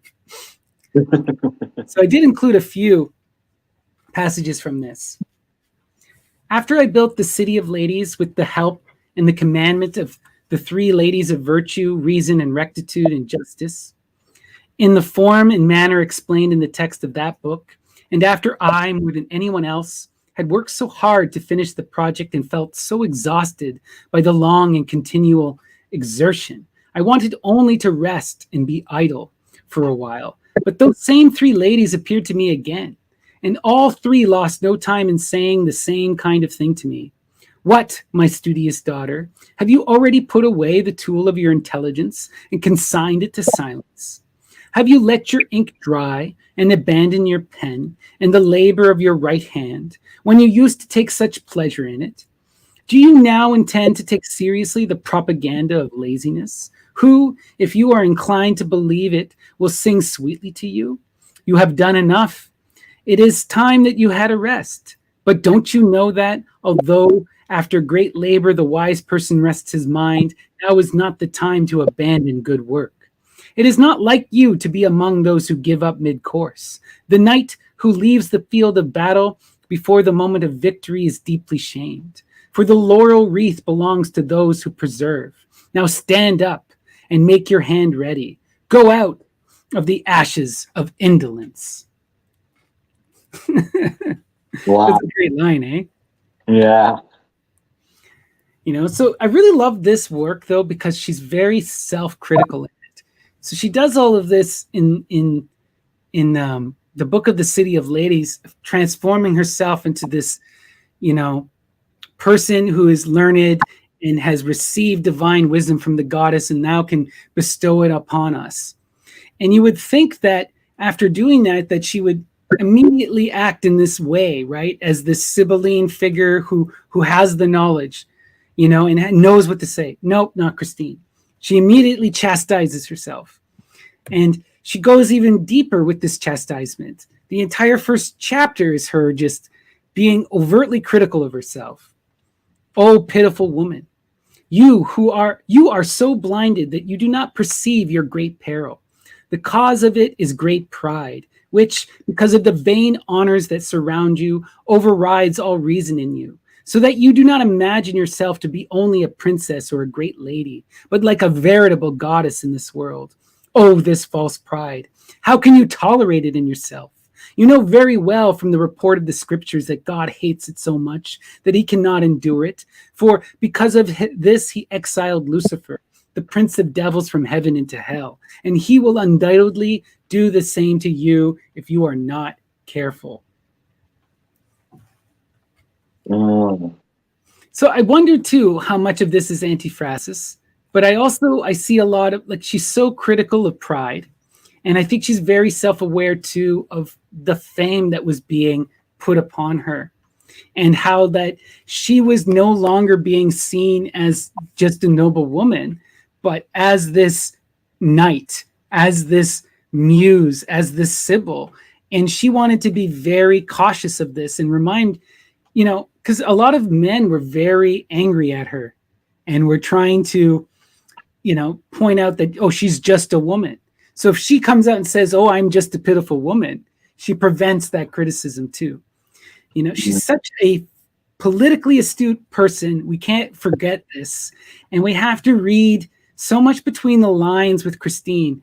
And it's so hard to know 100% what angle she's taking in any of these works. And there could be many angles. And this is something that's so hotly debated in academia to this day. So just remember this, right? Here we go more with pride.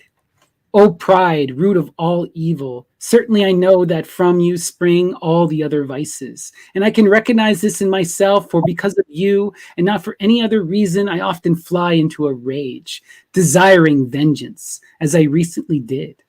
Pride makes me imagine that I ought to be feared and esteemed above all others, and that I ought always to have my own way. And for this reason, I ought not to put up with anything that displeases me, but immediately avenge myself, however small the insult might be. O perilous vanity, bloated willfulness, carbuncle, full of poison and putrefaction. The flesh that harbors you is at greater risk than that which contains a plague of bubo. And they're talking about the bubonic plague there.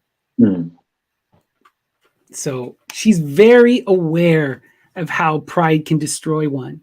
And we got to also remind ourselves, this is a person who was subjected to the tides of fortune so many times. And she, right here, even though she's at the height of her popularity, she's intimately aware that that fortunas can easily turn. And you cannot be prideful. You have to use your reason, and you have to prepare for the inevitable fall. You have to always be prepared for when the rug comes pulled out from under you. And you cannot allow this love and this affection of your audience to transform you in a negative way. You have to maintain that reason. Mm-hmm. So here we go with another visionary work. So this one is coming out. Let me just see here.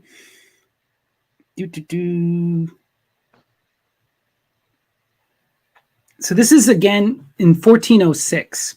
And this is Christine's vision. So it's another work that's very similar to the Book of Long Learning, where again she's confronted with this visionary images of the goddess. And it's separated again into 3 books with 3 different goddesses coming to her.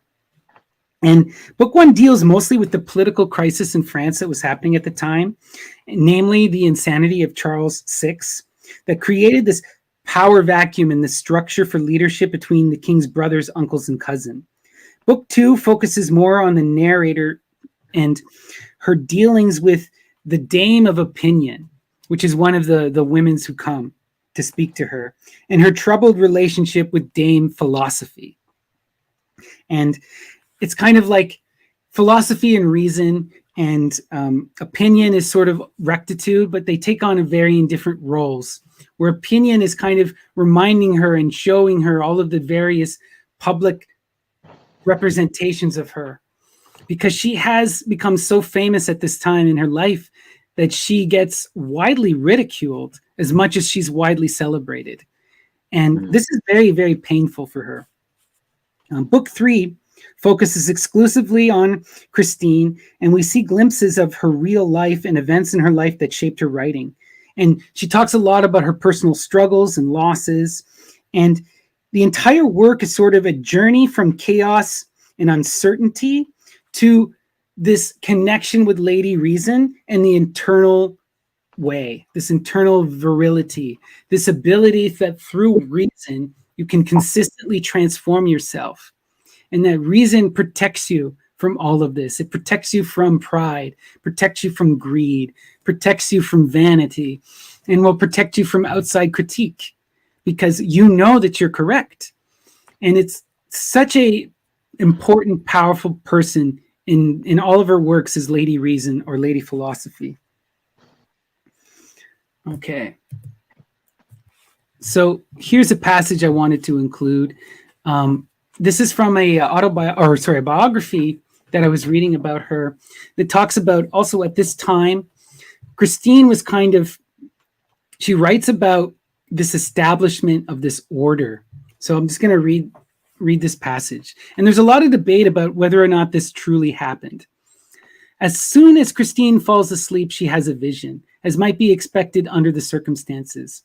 Loyalty stands before her once more, this time to report that the God of love is much disturbed by the evil ways into which men have fallen. Even noble men indulge in certain vices because they lack courage. After a review of the qualities traditionally associated with the courtesy or good breeding, Loyalty deplores the state into which honor has fallen, condemning especially the practice of vilifying women. Although the habit of speaking ill of men is also to be deplored. The Order of the Rose has been founded, Loyalty explains, to correct these bad habits. And Christine is expected to make this fact known wherever potential supporters of the cause are to be found. The goddess then disappears, leaving on Christine's pillow the charter of the order, written in blue letters on golden parchment. On one side, the folio is a portrait of the god of love, his feet resting on a leopard, and on the other side, the goddess of loyalty herself is portrayed. Because of this vision, Christine takes it as her duty immediately to proclaim the Order of the Rose, enlisting the support of true lovers everywhere on their special day, the feast of St. Valentine. So what she means by the god of love is she's talking about Eros. And really, she's talking about that cosmogonic Eros of creation. And with loyalty, she's really referring to Minerva or to Athena Pallas. And there's so much going on here because we have to remember when we look at this thing of the Order of the Rose, there is this whole underground magical movement that is happening around this time that becomes a lot more important in later centuries of the Rosicrucians, the Order of the Rose Cross, and this idea of ascended masters and these figures upon high bestowing magical sacred reason onto people. So I found it incredibly profound that in her vision, she has this kind of image before the Rosicrucians are said to even come about. And there's all this wonder if she ever established this order or not. I think she may have. I think it may have been something that was maintained among women and not spoken of. But she's clearly connecting to this magical current that's existing in Europe at the time that is dealing with these things of these sacred orders and this idea of the magical rose and of these ascended figures, these powerful muses, sibyls or goddesses or ascended masters that bestow this magical knowledge upon people. So I thought that was just incredibly interesting. Her next two books I wanted to include together. I didn't get a chance to dig too deeply into these. These were her more of her overtly political and strategic works. So the Book of the Body Politic and the Book of Deeds of Arms and Chivalry. So the Book of the Body Politic comes out in 1407. It's the first political treatise written by a woman in all of Europe. So not only was she the first paid woman writer, but she's the first woman to address politics directly. And again, this is a result of the crisis of the madness of Charles VI and the ensuing civil wars that are happening. It not only advises the prince, but nobles, knights, and common peoples as well. It promotes the ideals of interdependence and social responsibility. And it's really this fight against civil war. She's really trying to encourage, especially women, to resist the decay of their society and to try to maintain the body politic. And she equates the body politic with the body of God. And this is a constant theme with her. Like we saw her how the goddess transformed her body into the body of a man. And now she's talking about the body politic and how it needs to be healed. And she's equating this with God and with the human physical body. So there's a lot going on here. It's a deep work that I will engage with in the future. more, but I have it, I only have so much time. We are but human. We are but human. And, she wrote like 41 collections of prose and poetry. So Very prolific. I'm just addressing her most famous works, right? So, so this next book on the right there, this was written in 1410, the Book of Deeds of Arms and Chivalry. And this is really interesting because she engages in actual like military strategy in this book. Wow. It talks about like I mentioned earlier, she's one of the first people to ever talk about what would be considered a crime against humanity and what kind of military tactics should almost never be employed. And she also talks a lot about how women can assist in the protection of cities and stuff. And she utilizes a lot of reason and stuff. So like one interesting thing that I was listening to a podcast where these scholars were talking about is she talks a lot about the use of excrement in warfare. Because when you're stuck in a castle, excrement winds up piling up everywhere. It needs to be used. It needs to be dealt with. And so being a military strategist, she devises ways to use this militarily. And she talks about how you coat this around the building, and it actually prevents people from being able to climb it. It protects it from catching fire. So if they're shooting fire arrows, they can't catch fire. And how also excrement can be used as additional padding on armor and whatnot, and how it can be used to repel people who are coming to attack you. So she advises people to coat excrement all over the ramparts, all over their catapults, onto their weapons in a sort of like viral warfare. It's like, it's intense stuff. She's engaging with the full breadth of the political world and the military world at her time. There is nothing that's off limits to her, Wow. Let's continue here. So this is a drawing from the book of Deeds and Arms and of Chivalry. Wow. Beautiful. So her next book she writes she starts writing in 1412. Between 1412 and 1414, there's a period of like severe corruption and civil unrest in France. The Book of Peace, Pizan creates kind of a platform from which to expound her views on contemporary politics and to put forth her strict moral code again, and which she believed all governments should aspire to. The text's intended recipient was the Dauphin, which was Louis of Guyenne. This is after King Charles dies. The Dauphin is like he's young and he's going to inherit the kingdom eventually. And right now there's like this incredible civil war, and she's trying to speak to Louis directly.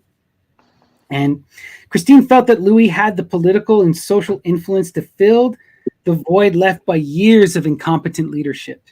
And drawing in equal parts from the Bible and from classical ethical theory, this book was radically, revolutionary in its content, timing, and viewpoint. And there were several scholars that said that this kind of precludes and sort of gives way to Machiavelli. And her is a lot more moralistic and righteous, but again, she is not a shy from doing what is necessary to defend the body politic. And at times she gets, even in this Book of Peace, she gets, for lack of a better term, very Machiavellian, and is willing to go to places in order to protect and maintain society and the city from anarchy and from the fall. So a really, really interesting book. So there's basically after this time in around 1414, life gets incredibly difficult in France. The civil wars are going like crazy. A lot of Christine's, her patrons stop patronizing her. And she's has all this incredible trouble about trying to find people who can support her. And this is when she writes this work, the Epistle of the Prison of Human Life. And she winds up writing this in 1418, and it's about mourning the Battle of Agincourt. And it was directed to this woman, Mary de Berry, the Duchess of Bourbon. And it's really about talking about the vileness of war and the destruction of civilization and society around her. And it's this incredible lament. I had trouble finding a lot of this work online without having to like pay an exorbitant amount for it or not seeing it quoted. So I don't have too much from this, but I wanted to include it to just show like by 1418, things are incredibly difficult, and she's become very kind of depressed about the state of her world, of France, and these ongoing civil wars. And her financial situation winds up becoming such that she decides to give up normal life. So she's around 50 years old at this time, and she gives up normal life and becomes a nun. And this is the current place where she went. It's called the Monastery of Poissy. And her daughter had already taken and become a nun and was living there. So she went and lived with her daughter. And she remains largely silent in the nunnery from 1418 all the way up until about 1429, throughout this time. And she lives a life of contemplation and prayer. But what happens in 1429 is the rise of this incredible woman, Saint Joan of Arc. And Christine is one of the first people to evangelize for Joan of Arc, and really connected with her and saw her as this feminine spirit of France that could rebuild the city, that could reestablish society, and that would be this force that could break them out of this destruction that she had been witnessing. And so she winds up writing this long form poem called The Poem of Joan d'Arc. And I wanted to include a couple lines from it. So this is the first few lines at the beginning of the poem. I, Christine, 11 years have wept in a walled abbey where I have stayed, since Charles, how strange, son of a king, I grieve to say, fled Paris in haste, enclosed there by treason. Now at last I begin to laugh heartily with joy. How we see that wintry time when the miserable and dreary cage I sat depart. Now my language turns from tears to song. Now good times come again. Well, I endured my part. In the year 1429, the sun again began to shine. It brought new good times, which no one has seen for such a long time. When many lived in mourning, and I indeed was one, but now no more of my mourning, for I see my desires come. So it is well my verse has turned from great lament to joyous news, since the time that I've sojourned there where I am, that beautiful season that we call spring has thrust. O Lord, be thanked, how deep desired, when everything is renewed, and from the desert green life bursts. So here is a couple stanzas where she talks directly about Joan. And blessed maid, are you to be forgotten? For God has honored you so much, using against the rope binding France so tightly, which you untied in your debut. Could our praise ever be enough for one that we so greatly adore? You brought peace to our land, so greatly ravaged by war. Blessed is he who created you, Joan, born at the most portentous time, his maiden filled with the Spirit, sent to perform deeds so sublime. For through the Spirit you are so blessed, possessing gifts in such abundance. He clearly refuses you no request. How can we ever begin to repay you? So what do you think of that? It's interesting seeing these transitions from this intense, prolific nature of, releasing all these works, being critical of society, and then this retreat for like 11 years almost. And then this sudden burst of joy when she sees this new beginning, this sign of the France to come, right? Right. Yeah, it's profound, and I highly recommend everyone go read the Son of Jeanne d'Arc. You can find it easily online. It's free. It's widely available. So these are a couple last paintings I wanted to show from some of her works.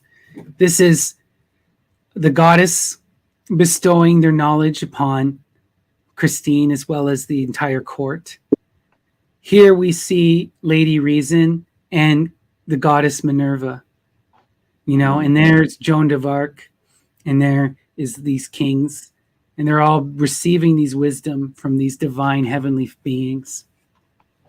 And yeah, that is the end of my presentation. Wow. on Christine de Pizan. So what a now, powerful figure. Yeah, so now you've got the whole picture. What do you make of her? A very intelligent person, very attuned to the nature of society and the world that they're living in. Very, very aware. And I think she used that to her advantage. And really was able to bring about, bring forward some thought-provoking works. And yeah, just incredible. And I hope that you guys can also see how much of this kind of magic and this mythology she was engaged in. And even in spite of her femininity and her role in her position in society, she was able to walk this political line and able to be this incredibly powerful figure, that she could do this alchemical magic and become this rebus, transition into a man, and live and work in the men's world and defy them. And she could also be this incredible, powerful woman. She could embody that other, and she could show people her reason and her truth, and call out the BS and call out the lies. So much of her was just putting her foot down and being like, no, you all know this is BS, but why are we putting up with it? And I love that about her. And I'm just so amazed by the skill. And I wish I could speak to her to really understand her position, because it changes so much and she walks such a fine line. I really would love to know what she truly thought outside of published literature, because we have to remember she was working, she had to play for her audience. She needed to be supported through money. She wasn't working out of a church like a lot of these men of her day. She wasn't, given, like, she was in the noble realm, and she was able to speak to kings and to queens and to princesses, but none of them supported her directly. They would pay for works or they'd buy her books, but she really had to operate outside of that realm and still manage to, challenge everyone. Really amazing the way she orchestrates the socio-political dance, almost, of like playing to different sides and appealing to different people, while also finding her own voice in that as well. Yeah, it's important too that she was still able to present herself, like we saw in some of those poems. She expresses her love and her sorrow at the loss of her husband Etienne, and she expresses her transition into this powerful figure and talks about her own struggles with pride and her own doubts about her character, but yet continuously rises to the occasion. And it's truly impressive, and it really changed my entire perspective on kind of medieval writing and the position of women at this time. Largely because I hadn't looked, but it's easy for us to think of the Middle Ages and the early Renaissance as this horrible, horrible time of oppression. And we have to remind ourselves constantly that people have always been as brilliant as they are now. And truth is still truth. Reason is still reason. And we will find, like Christine shows us, beautiful, powerful women and people across time and space. It doesn't matter the point in which they live. This is something that as much as I respect feminism, we see this a lot, at least in early second wave feminism, when they talk about ancient societies. They want to overemphasize the victimhood of women and of queer people, and they want to overemphasize the denigration of people in the ways that they could wield and hold power in their societies. I think Christine shows us that even when all the cards are stacked against you, powerful women will do powerful shit, you know. And people will be themselves. They will present their radical gender, their radical beliefs in spite of the opposition, and they're able to walk these political dances. And even though we've lost some of these voices, this is true of all time, and we need to reevaluate our perceptions about women and about marginalized peoples across history, and recognize how humans will react and behave in intelligent, reasonable ways, no matter the constraints placed upon them. I love it. All right. So thank you, everyone, for coming. Please go to the links below. Graham, do you have any last words? No, we're good. Amazing. So Graham has his Things in My Chest links below for his work. Please go support his poetry. He just did an amazing thing with sigils. Can you talk about that for a moment? Yeah, I can show some of them to you, actually. So I wanted to do something for the magical community because they've given so much to me. So I've created these personal sigils, which I am going to be including in orders of people's books who are, engaged in magical practice or come from that community, because I think they will appreciate it the most. And each sigil has its own specific significance that I've ascribed to it. That's powerful, and these are meditative images that you can project in your mind and connect to the magic that Graham inscribes on the back, and each is personalized and secret to that specific sigil. So that's a really cool, interesting thing that I'm excited to receive mine. I know you're sending them out on Wednesday, so that's going to be really cool. And I know you also have a new band in the works, and you're no longer in Ghost of Shadow Moses. Can you talk about that? This is true. So we had a big band talk with Ghost of Shadow Moses, and originally they were an instrumental band, and then I was invited in as an additional element to the music. And they've really decided that they want to go back to the instrumental voice, which I respect. And out of a desire to find a place for vocals in their music, we've decided to create a new project, which is tentatively titled The Isosceles Infection. And it is, I came up with the name because it's a progressive band. I wanted a sort of tongue-in-cheek sort of name. There's not much meaning behind it other than poking fun. And it's like progressive heavy music. So it's still heavy, but emphasis on the spacier aspects. Love it. I'm excited to see what you guys produce. I'm looking forward to it. And is there any other new works that you have coming up? We've talked about most of them. My big graphic novel is my next big project that I want to put out into the world. So we'll have to talk about that sometime, I think. Oh, yeah. We'll definitely do an episode deep dive on that when you're ready. And the next episode we hope to do, we have 2 projects that are in the works.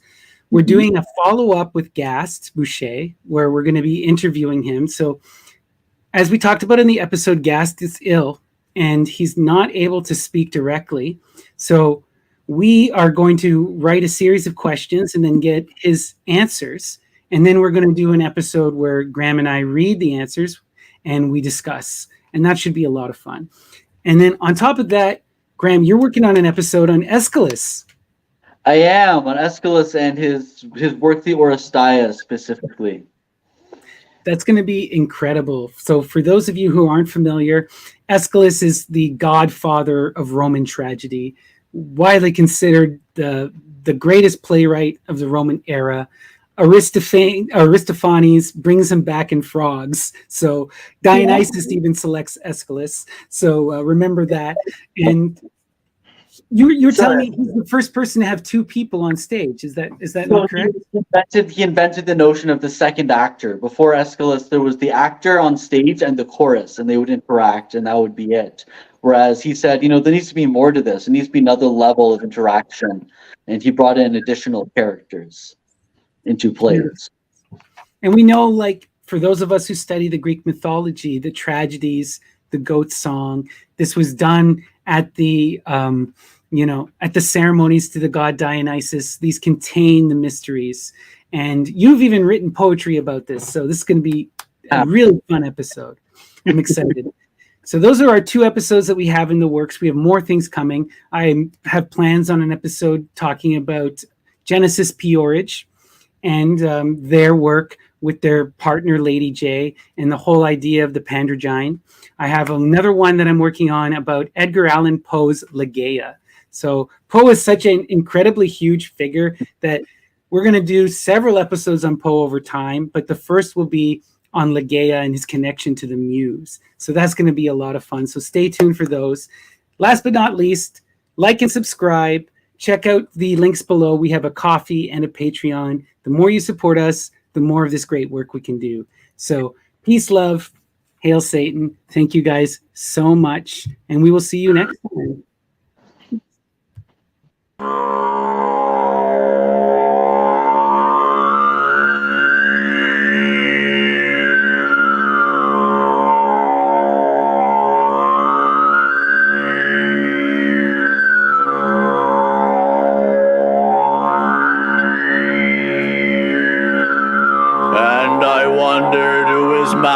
Could be, and I pressed my eye eagerly to the grave,